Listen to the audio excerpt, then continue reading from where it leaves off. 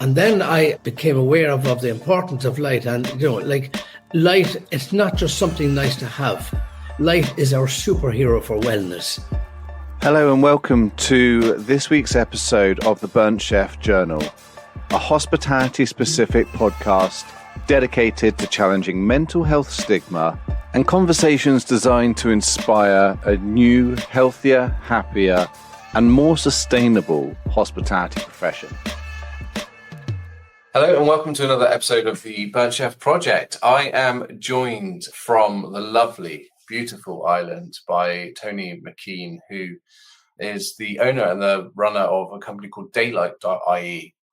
This is a really interesting and a really exciting podcast, one that I've been looking forward to for a long time as we talk about the benefits of daylight, the impact of that on your sleep, and God knows it's only something that in hospitality we are far too familiar with, often starting work in dark and then leaving work in dark. So Tony, welcome to the podcast. Thanks ever so much for joining us. Thank you, and thank you for having me. Looking forward to it. Good. Well, I'm hoping to pick your brains and to leave our listeners with information that's going to help improve not just their understanding of daylight and also sleep and the impact that has, but also have some tangible tips that they can use, that they can take back, not just for their own life, but also for their team's life as well, and just share some little nuggets throughout the course of this. So, Tony, just for the audience who haven't heard about you or aren't aware of your previous work, can you just give you a little bit of an explanation of what led you to specializing in the areas that you specialize in today?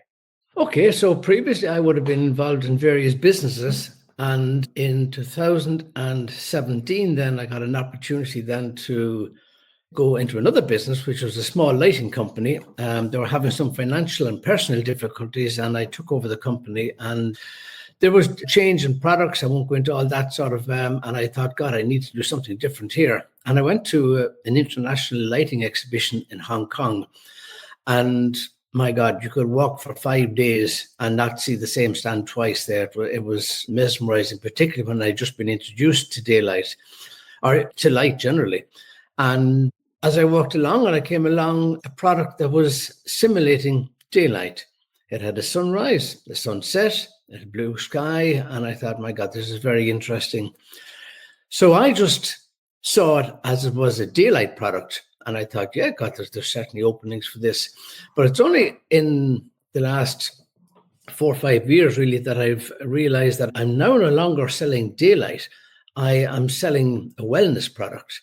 And the wellness would be to do with your circadian rhythm and your whole health. And it's a kind of an area that's very new to industry, while it has been there for thousands of years, and our circadian rhythm and all that. But it's only becoming more aware with the industry now in the last number of years, because it was in 2003 that Dr. Russell Foster from Oxford University made a discovery, a light. And so, yes, that's what I've been working on. And then I became aware of the importance of light. And, light, it's not just something nice to have. Light is our superhero for wellness. And when I see all the people that are working in life and just not getting enough daylight, and then coming back to our guys and the chefs and the general hospitality industry. Yeah, and there's a cost to all that.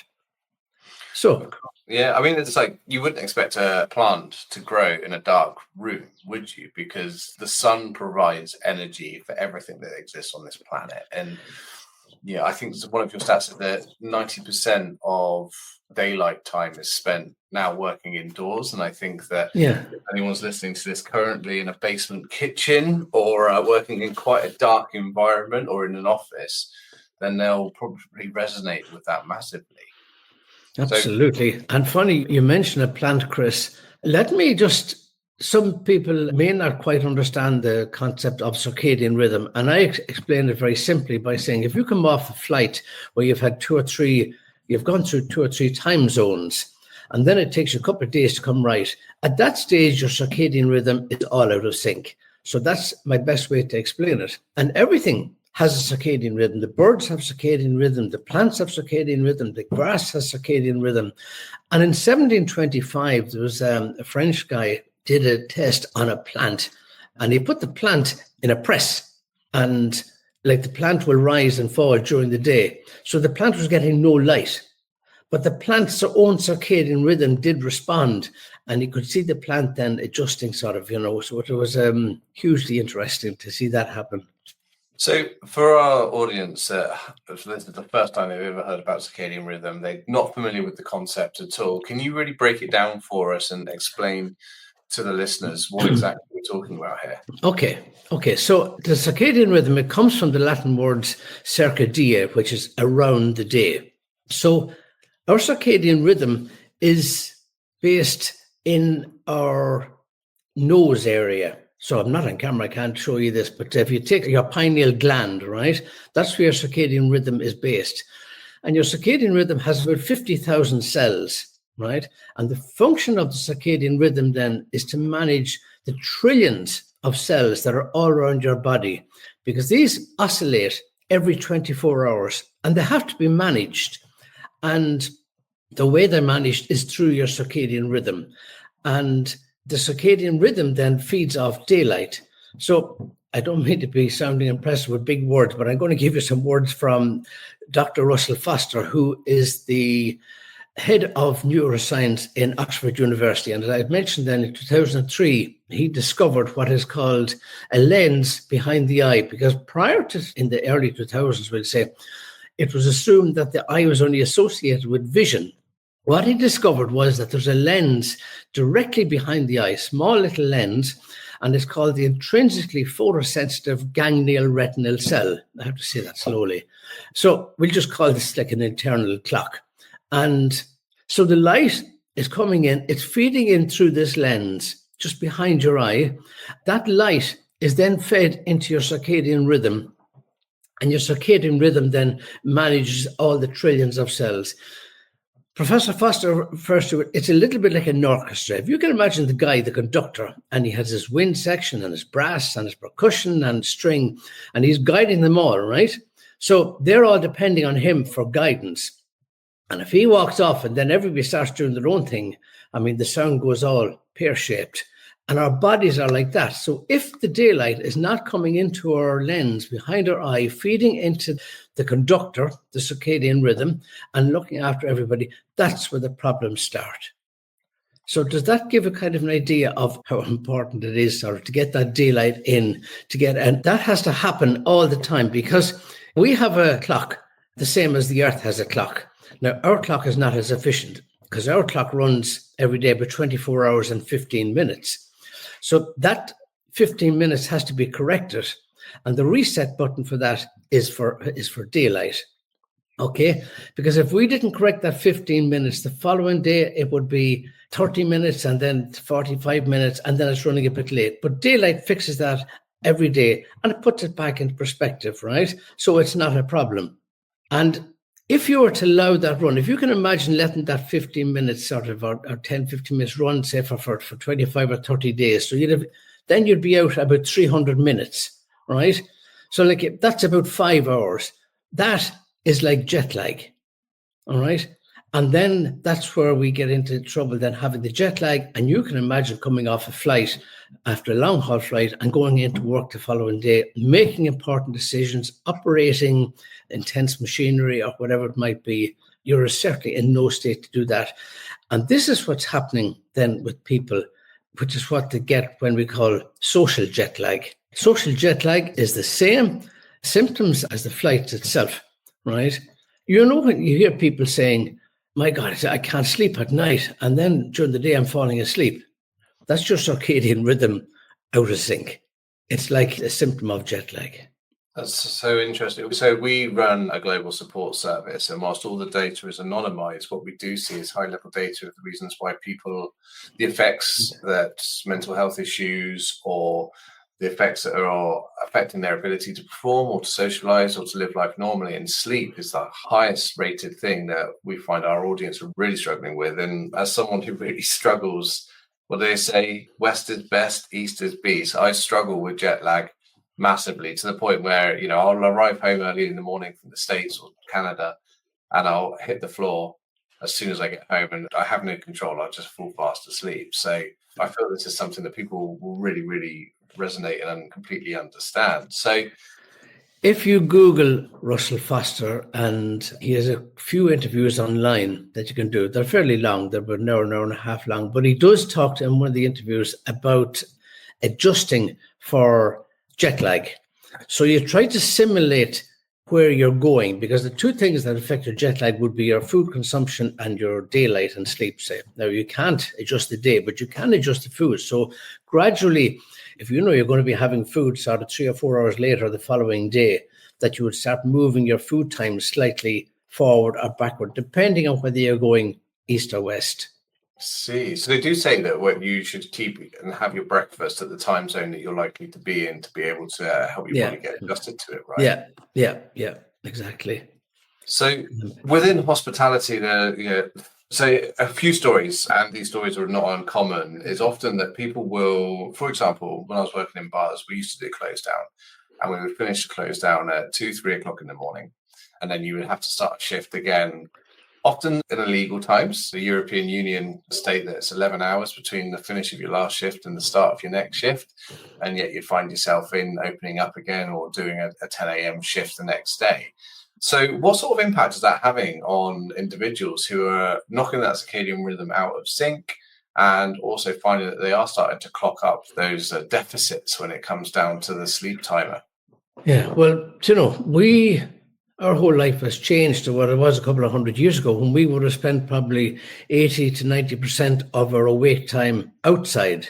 And now that is totally reversed, that we're spending all that time inside. We're not getting daylight. And if you take into winter times, if you take normal hours where you're running maybe somewhere between 8 and 6 in the evening, you're coming into work in the morning, it's dark, you're not getting any daylight. Then in the evening time, by about 5-6 o'clock, it's dark again, so you're not getting the daylight. And this little fella is starting to say, "Woo, what's going on?" This is the circadian rhythm I'm pointing to in my nose around your pineal gland. If that's not getting a feed, then the problems start. So we should be kind of, ideally going to bed at 10 o'clock at night, because a lot of the repair is being done between 10 and 12 o'clock. And after 12 o'clock, when we have gone past what we call our REM sleep, or rapid eye movement, we go into a different level of sleep.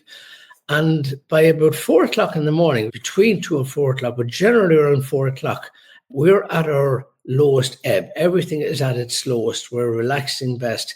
So when your body is trying to slow down, and then if you think that you're on a night shift and you're trying to perform, I think if you talk to anybody that's involved in night shift, you'll find that 3 or 4 o'clock in the morning is just a time that you just don't know whether you're coming or going, because you're not meant to be going, and you are. My brother, who was a chef, he was telling me, this was 40 years ago, he was working in a hotel and he was doing night shifts, and he said that he dreaded that hour between 3 and 4 o'clock in the morning. It was just so hard to manage. So, because you're going, everything is moving forward. The earth is moving forward. You're moving forward. Time is moving forward. The day is changing, and you're going the opposite direction. Like, you're pedaling back upstream when you're going a night shift. It's totally against what we're meant to be. Like, we are day mammals. We're not meant to be out at night. So does that explain a little bit your question? Yeah, I think it does really, really well. Yeah, having experienced that firsthand. And also, I used to work in supply chain, and every so often you'd find with staff shortages, you'd have to work overnight. And this is an unspoken thing about hospitality, is that those in frontline work long hours. They often work 8, 10, 12, 16-hour days. But what isn't discussed and talked about is the suppliers to the industry, especially from a food perspective, is because often when these guys are catching limited shut-eye, there are cogs working around in the background to ensure that when they return to work the next morning, the food is there waiting for them in the kitchen or at the front of house areas. And that only happens because there are teams working actually throughout the night to be able to make that happen. And this industry, it's a 24-hour industry. It's not like necessarily, say, the insurance industry or the legal profession or doctors. Again, doctors work around the clock. But we do not stop. And often enough, that means then we have to keep operating past biological or psychological norms in order to be able to keep the ship going. So with that in mind, I know that you've done a lot of work. You've volunteered for Samaritans as well for 10 years. I did, yes. Yeah. So what can individuals start doing in order to be able to start to try to address this? Because there's some really fixed points that, if those who are employed and they want to make sure they're earning income regularly, it would be very difficult for people to say, look, it's 10 o'clock now, I'm going home and I'm sleeping through until 6, 7, 8 o'clock in the morning, especially if the shift hasn't finished. So what can individuals do? What can operate do? Firstly, there is a guy, Professor Andrew Huberman, and he is in Stanford University, and he talks about first thing in the morning when we get up. When I say first thing, within the first 30 minutes from when you waken, you need to get outside and get daylight. And outside means outside. It doesn't mean sitting in your car. So you can plan that sort of, wherever you park the car or doing something, or if you're walking between bus stops or bus stations or whatever, plan to get minimum 10, 15 minutes, ideally 30 minutes. And what that does is that it activates the cortisol in your body and gets you started for your day, right? It also sets off an imaginary alarm clock for 16 hours later to release melatonin to get you back asleep again, right? So if you're not getting that daylight in the morning, that kind of a little shift that's going on inside your mind is drifting around the place, and it doesn't know when the start or finish to the day is. And it just becomes more and more complicated as the lack of daylight kicks in. So again, as you said, in your industry, and a lot of people are just going from bed to work, or if not, staying in darkness all the time, particularly if you're on a night shift, it's having a huge effect on your body. And the effects of that is anxiety and depression, and sometimes you'll hear people, or you feel people that are a bit depressed or whatever, and they don't want to go out, and I don't feel like doing anything. And that's making it worse. You need to get out, get into nature, feel that energy from nature. And you know yourself, when you get out and you've been out all day doing something, whether it's out for a walk, on your bicycle, surfing or whatever, how good you feel. Because you've been getting daylight all day. And our bodies are craving daylight. And if you take a day like that, let's say it's been a beautiful sunny day, you've been out doing whatever you love doing outside, and then you say to your friend or husband, wife, whatever, let's go for a drink and maybe have a meal. And you go in and you order your drink, and then the host says to you, where would you like to sit? I've actually a table over here. There's a beautiful painting over here. It's like a Mona Lisa. Or I've one table by the window. Where are you going to go? Now, you've been out all day. You're still going to go over and go to the window because your body wants to have that daylight all the time. So we're all the time craving for it. So when we're depriving our body of that daylight, as against, if you think on a cloudy day, for instance, as against a sunny day, and get a repetition of sunny days or cloudy days in a row, and then you get one sunny day and everybody's feeling great. So similarly with daylight for ourselves, it's so important in the morning, get out, get that half an hour of daylight. And as I say, it's not sitting in the car, because the car lens or windscreen, it filters the rays coming through.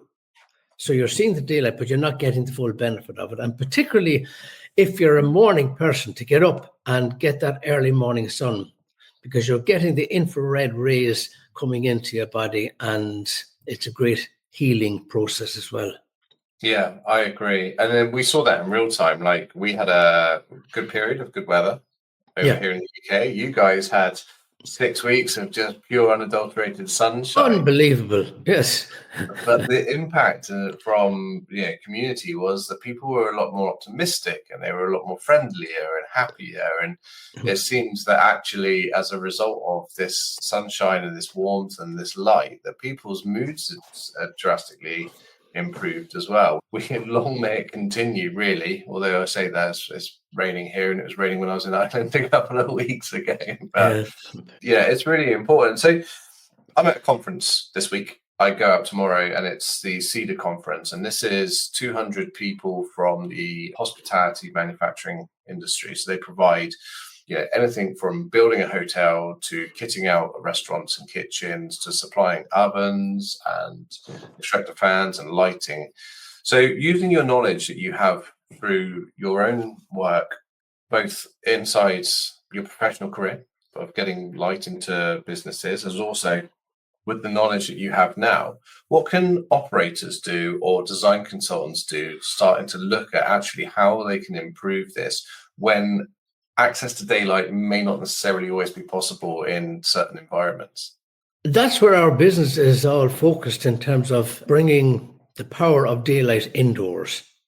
And inevitably inside, in some areas have to be inside in the building. So if you take like a big building, all the outside windows are fine, and whatever's going on there, whether it be corridors or offices or bedrooms, people are able to avail of that daylight.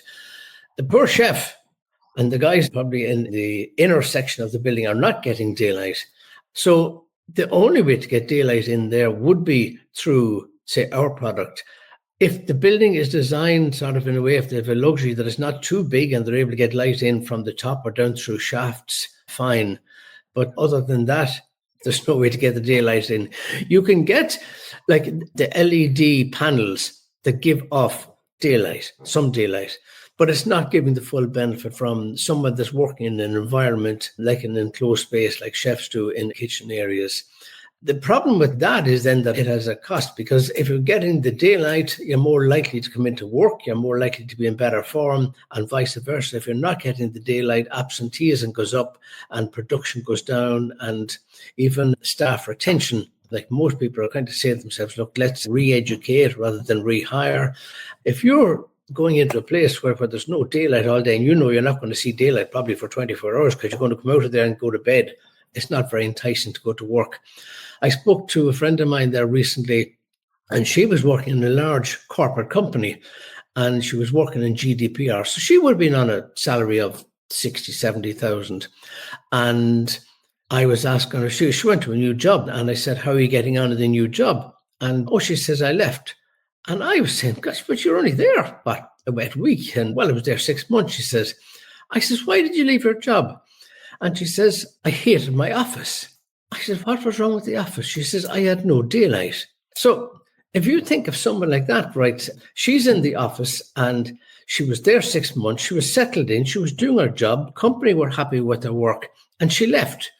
So she didn't leave because of salary. She didn't leave because of conditions other than daylight. She wasn't being sexually harassed. She wasn't being bullied. It was a very simple thing like daylight. So that person left. To replace them is going to cost 15% of their salary, which is probably about, let's say, 10 grand. They have to settle in the meantime. A bit of daylight would have solved the problem. So to answer your question, yeah, everybody should have access to daylight. That's mad. We see those figures replicated in hospitality as well. And we've done a lot of research on presenteeism as well within hospitality, because absenteeism is where you can calculate it because that individual isn't at work, and that has a knock-on effect, and you know what the cost of that person being absent from work is.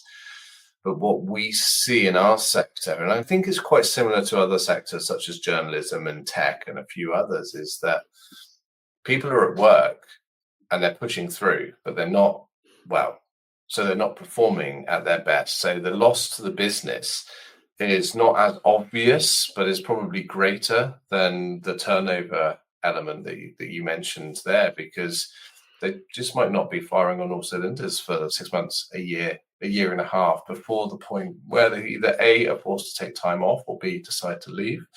And it's a real big area that we're trying to educate organizations on at the moment, because it's the unseen, it's the hidden danger, effectively, especially when you start talking about subjects like burnout, right? It's like there's an institute in New York called the Rensselaer Institute. It's the oldest research institute in the Western Hemisphere. And certainly the figures that they're coming up with are showing that daylight will reduce absenteeism and staff turnover anywhere between 18 to 35, 40%. Huge. But as you correctly say, Chris, it's not quantifiable. It's a little bit like going along with a flat tire. It's not a problem. It's okay. It's not sticking out, whatever. But it is a problem, and it's gradually getting worse. And it's similarly the same with the social jet lag. It is physically impossible for us to perform to the best of our ability when we have social jet lag. Our focus, our creativity, our immune system all suffer. So Immune system is a big one as well, actually. Like, in order for us to be able to perform and to live life to our fullest, we need to feel healthy, we need to feel well, we need to be free of any ailments. And it's not just colds and coughs that we're talking about here, it's increased risk of things like diabetes and certain types of cancers and heart disease as well, that Yeah. actually a poor immune system that's been impacted by long hours and lack of light has on individuals. So, As has been said by the World Health Organization, that night shifts have been proven to be carcinogenic. So, but what do you do? That's the world we live in. Somebody has to get the dinner ready or the breakfast. yeah, well, yeah. If you're enjoying this week's episode, consider heading over to our website and supporting our ongoing work in destigmatizing mental illness and creating a healthier, happier, and more sustainable industry by purchasing some of our branded merchandise. We have a whole range of t-shirts, hoodies, chef's jackets, wellbeing journals, plus a whole host more available on worldwide dispatch. All funds raised from sales of these items go towards free-to-access e-learning content, as well as providing free support systems and help for those who may be experiencing difficulty with their mental health. It gives you a very difficult position as a society, doesn't it? Because we did a research piece with, actually, let me correct myself. We, as the Burnt Chef Project, didn't do a research piece, but I read a research piece from an extractor fan company that said those who are working in steakhouses and breathing in the fumes from beef products that are cooking are also carcinogenic. So you've got the long hours, the lack of daylight, access to chemicals, and also natural ingredients that are producing carcinogens. It doesn't really breed a great story for a society, and certainly for us as an industry, does it really? No, it doesn't. But you kind of minimize as best you can. I mean, obviously, their extractors might have to be better. But, like employers are all the time trying to create an environment where their employees can work to the best of their ability. If they haven't got daylight and they're getting what we're talking about, this social jet lag, as I've mentioned, it is physically impossible for people to perform to the best of their ability. So, like, they might be having Latino weekends on a Friday evening or something. You might be getting an extra couple of days holidays that might increase your salary, but it is physically impossible for you to perform to the best of your ability. So this is why, like let's say in the 80s and the 90s, and gyms were starting to become more popular with companies and giving out memberships and getting people to go to the gym. And then we're moving into more nutrition and then into things like yoga and extracurricular activities like that. Professor Russell Foster said that this is what's coming next, big time, he says, is circadian rhythm, that people have to realize that their circadian rhythm is going to have to be fed proper daylight for people to be able to perform and to get the best out of them. Because as you just mentioned about people getting depressed and getting fed up and they can't work, and in an environment where cooked steaks and smoke and no daylight, you're gradually going to go downhill. Yeah, well, 4 out of 5 people within the hospitality community experience mental illness. And initially, when I did that study back in 2020, I was like, there's no way. Those figures are far too high. They don't seem normal. But lo and behold, we've done multiple studies now with different organizations and different groups of people. And those figures are always between 68 to 84% or 86% in some cases. And it's just... With mental illness? With mental illness, yeah. So we're talking chronic stress, we're talking depression, anxiety, suicide rates within hospitality, and suicide ideation in hospitality. We did a study with Ripple, the suicide prevention charity. They surveyed 2,000 people. Out of 2,000, 1,400 were saying that they were mentally unwell. Those 1,400, 750 were saying that they were having thoughts of suicide or impulsive natures to do with suicide as well. And that's really startling, incredibly startling. And that's the reason why we exist. And that's the reason, and I'm still dumbfounded that no one actually picked up on this beforehand to the scale that it is. But we're facing an epidemic of massive proportions. If I could comment there, Chris, when I was in the Samaritans, and I've gone out of it with 30 years now, and the one thing certainly, you learn to listen But one thing that I took away from at the time was that, like, you're talking about all these people who have mental illness, and then there's suicide, and we don't get a chance to ask the person, obviously, what happened. So it's good to ask people if someone is fed up and they give hints of, God, I don't know, can I keep going with all this? Or it's really getting me down. And, and they just might throw out casual statements like that. And we need to pick up on things like that, say, and just ask the question, maybe, are you suicidal? And they'll either laugh, God, you must be joking, or if not, they just might say, well, sometimes I'm a little bit unsure. And, and you take that. So never be afraid to ask the question. It won't go wrong. Were you ever surprised, and I know we're going a little bit off topic, but I think it's an important topic that we should delve into. Were you ever surprised at how flippantly people would respond to you when you asked the question, are you having suicidal thoughts or tendencies? Did it ever, back when you first started working with Samaritans and volunteering, did it ever catch you off guard in terms of like the reaction was not what you were expecting? God, it's so long since I did that, but certainly there were times when we would always ask that question, and even though the conversation might be lighthearted, because, how many times do you know people that are so cheery and chirpy, and the next thing you hear, they're gone, and there are people you least expect to do it. So you'd always ask the question. I said, you can't get a wrong answer. Yeah, there was times I was shocked at what was going on, and I wonder how people even kept going in the environment they had. But thankfully, there is more and more support with different organizations. And even simple things like men's sheds have to be a huge support for people to get out there and just say something that's on their mind and to be listening. So important. There was an organization I heard advertising on one of the radio stations over in Ireland, which was HUGG, H-U-G-G. They were a support mechanism for those bereaved by suicide, and they were looking for those who had been impacted previously but felt ready to support and volunteer.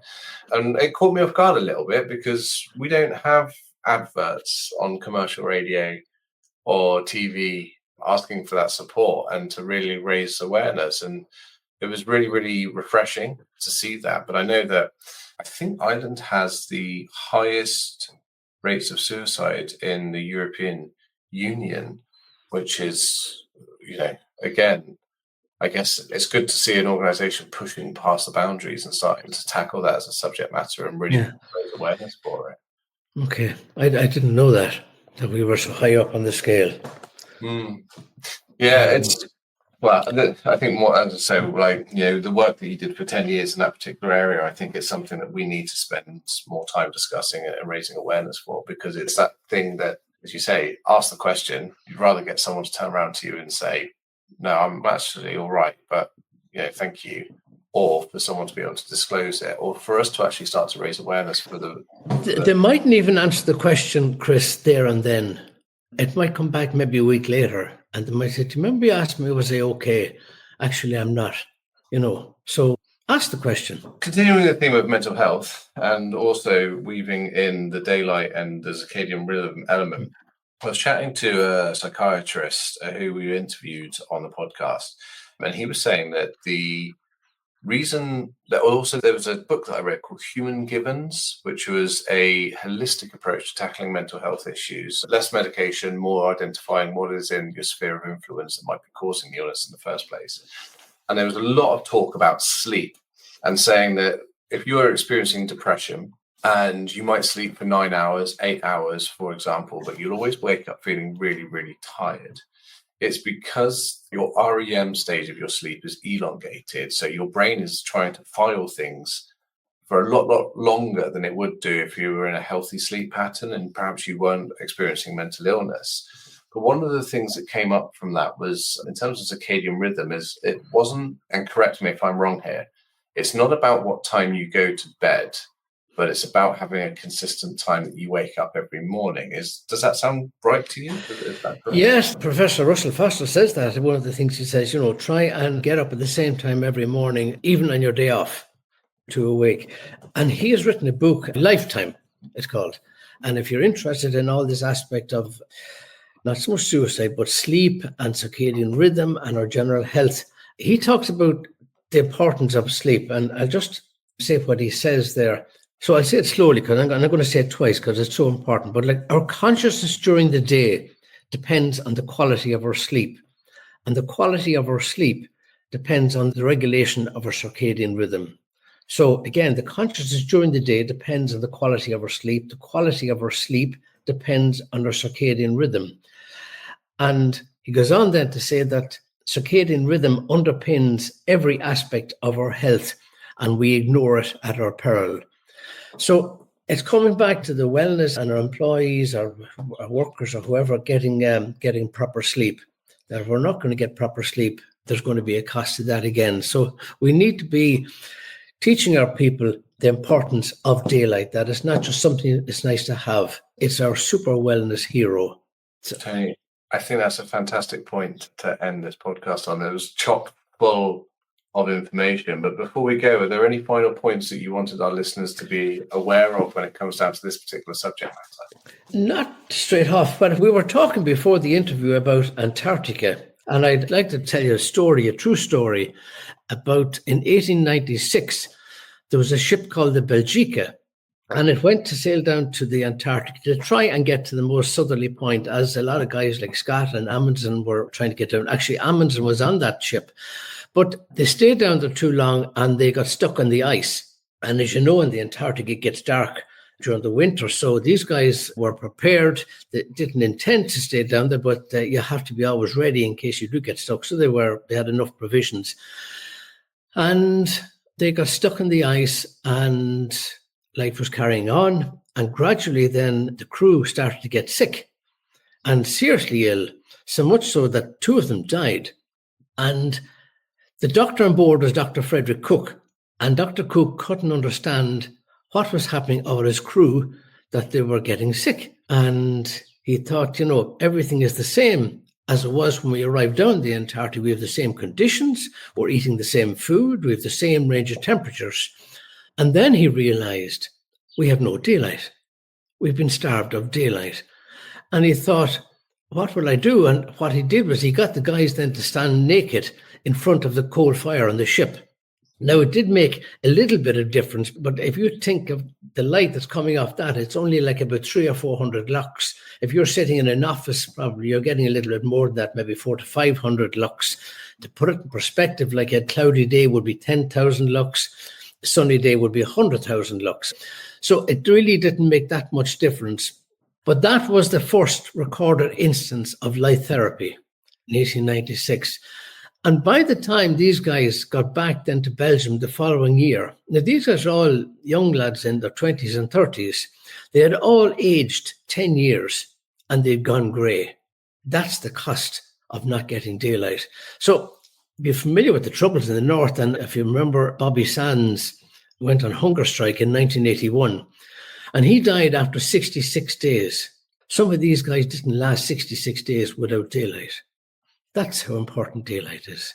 That's really it's very poignant. Very poignant. Yeah. Just a quick question on that, actually. So I bought a family member one of these LED halogen light, wake up light things. Are they any good? Yes, they do work, but it's not daylight. It's getting some bit of benefit to you. I was reading there, I have a plan. I want to go. Have we a few minutes? We have. My plan is my house on the market at the moment. I've quite a valuable house. I'm going to sell the house because I don't want to be tying up all that money in it. And I'm going to buy a seriously good station or a camper van.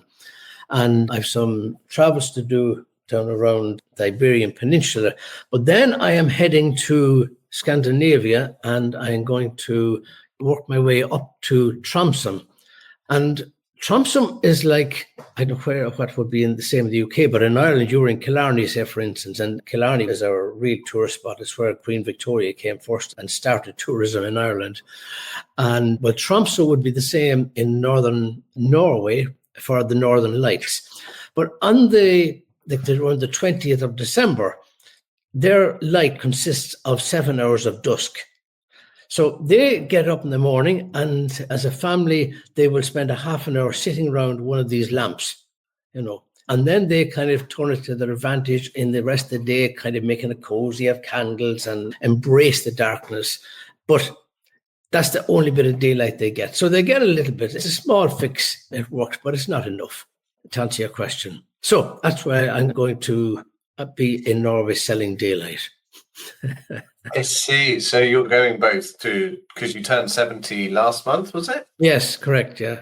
So you're still not retired yet. So this isn't a retirement trip. This is a work trip, right? I won't retire. Good I man. remember, I'll tell you a quick story. I remember, Chris, I was trading share options at one time, and that was, there was no Monday or Tuesday or Saturday or whatever. And when I was in the previous business, you're always dealing with people, dealing with public, dealing with employees, and there's banter going on. And suddenly I was talking to nobody. And I remember one day going out and looking at the leaves. It was in October, looking at the leaves, and I think, God, if someone would give me £10 to sweep the leaves down the road, so that I could go for a pint and meet Chris for a chat. I didn't have that cycle. Do something, work a bit of sweat, feel a sense of reward, like a pay packet or whatever, and then go and socialise. And I had lost that, and I thought, that's it. I said, there's no point in retiring. I can't retire. So I might only be picking weeds on a Wednesday, but I'll be doing it, whatever it is. So, yes, so retirement is not an option. And there was a guy on the chat show there some years ago in Ireland, and his uncle had died. He was 102 years of age. And the interviewer was asking him, my God, 102 years of age, what was he doing? What was he eating? Where was he exercising? Tell me about him. And so he was asking all these questions. And then he asked one question, and he said, had he any regrets? And the nephew, who was probably my age, whatever, he says, yeah, he just had one regret. And you could kind of hear everybody listening. What was the one regret? And he said, he didn't realize how young he was when he was 70. Like, he could have raised a family. He could have paid off a mortgage. I'm 70, Chris. I'm still young. I have a lot to do. Good on you, especially if you're used to working selling share options. That's no walk in the park. That is, as you say, there's no Mondays, Tuesdays, Wednesdays.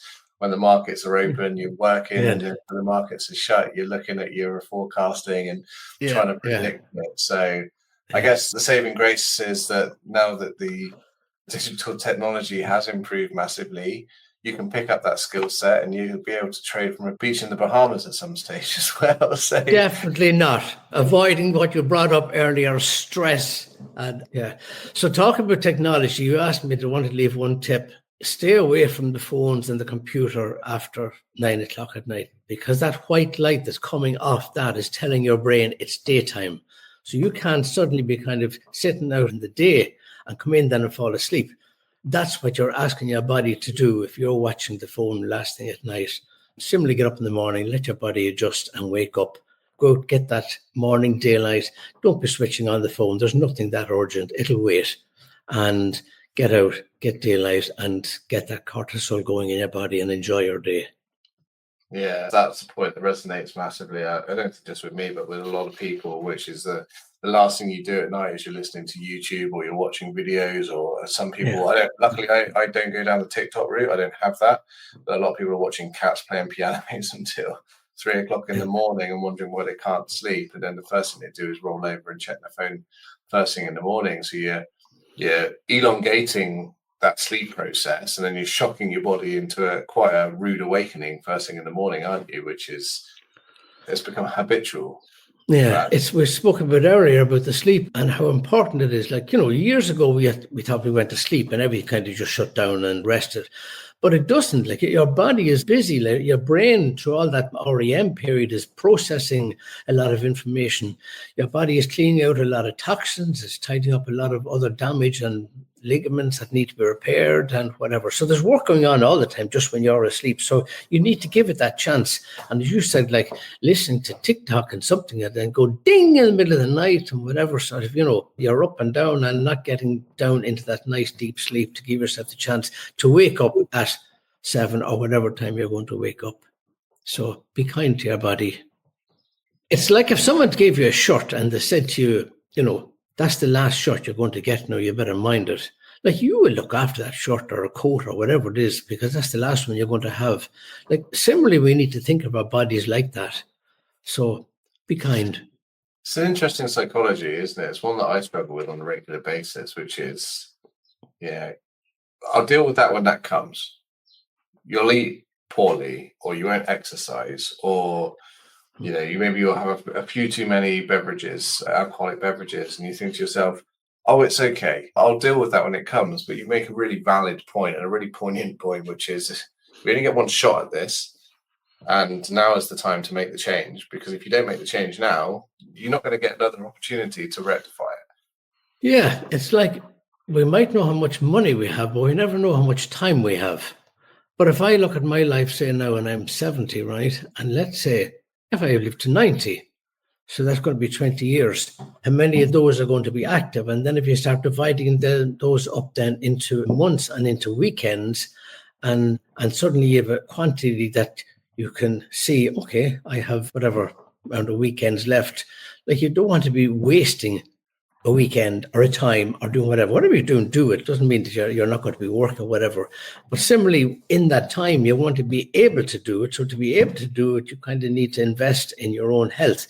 Doesn't mean you can't have a drink. I will certainly have a nice few drinks from time to time, but I'll enjoy it or whatever, say. But you have to be careful and allow the body to recuperate. And basically, you're coming back to your point. Yes, mind yourself, mind your body, mind your back. Don't be saying, I wish I hadn't lifted that box. Look at my disc now, or whatever it might be. Simple thing. Or in my case, when I was 18 years old, I lifted a beer barrel. I never had any health and safety training or lifting training when I was working in bars. I mean, you were still smoking back in bars back in those days.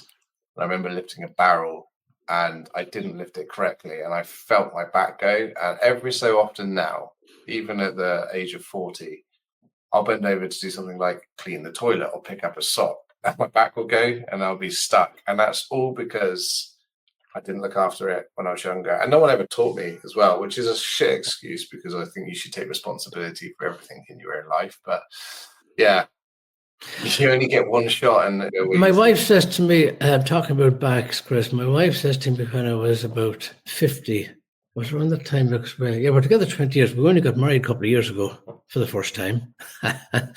But she went to the chiropractor and she came back and she says, you should go to the chiropractor. I says, I'm fine. I don't need to go to the chiropractor. And she says, why don't you just come down for one visit?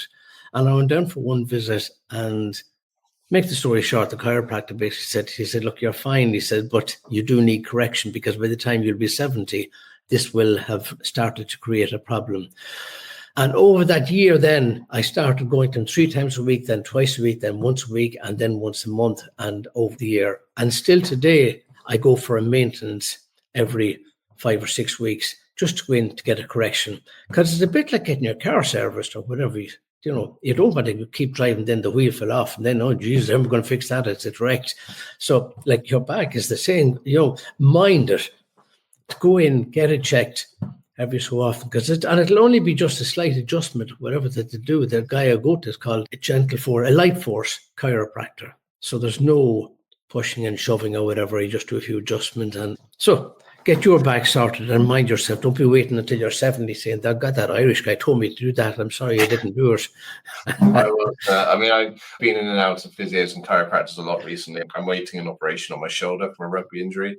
My shoulder dislocates from the smallest of things. I can sneeze, or yesterday I got up from my seat and I put my hand on my wrist, and just that action alone pushed my shoulder out of space. So I'm certainly well within the system at the moment for getting my body looked at.